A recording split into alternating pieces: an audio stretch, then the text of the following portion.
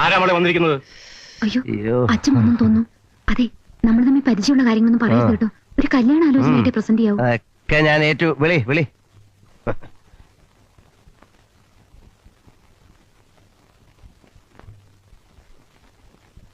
ആരാ? എന്തു വേണം? ഓഹോ, താനാണോ? വീട്ടിലൊന്ന് വെല്ലുവിളിക്കാമെന്നാണോ? അല്ല സാർ, അത് പിന്നെ നിങ്ങളെ പോലെ ചെറുപ്പക്കാരനും അല്പം കൂടെ ഡീസൻസി ഞാൻ പ്രതീക്ഷിച്ചു. അല്ല സാർ, സത്യം പറഞ്ഞാൽ ഞാൻ സാറിനോട് മാപ്പി ചോദിക്കാൻ വന്നതാണ്. എന്താ ഇത്? ഇതെന്തിനാണ് ചെയ്യുന്നതെന്ന് സാറിന് പിന്നീട് മനസ്സിലാവും. അല്ല സാർ, തെറ്റെന്റെ ജൂനിയേഴ്സിന്റെ ഭാഗത്തായിരുന്നു എന്ന് ഞാൻ പിന്നീടാ മനസ്സിലാക്കിയത്. സി, ഞാനൊരു എടുത്തുചാട്ടക്കാരനാണ്. കാള പറ്റുമെന്ന് കേട്ടാൽ ഉടൻ തന്നെ ഞാൻ എക്സാക്ട്ലി. ഇതിനു മുമ്പും പല അബദ്ധങ്ങളും എനിക്ക് ഉണ്ടായിട്ടുണ്ട്.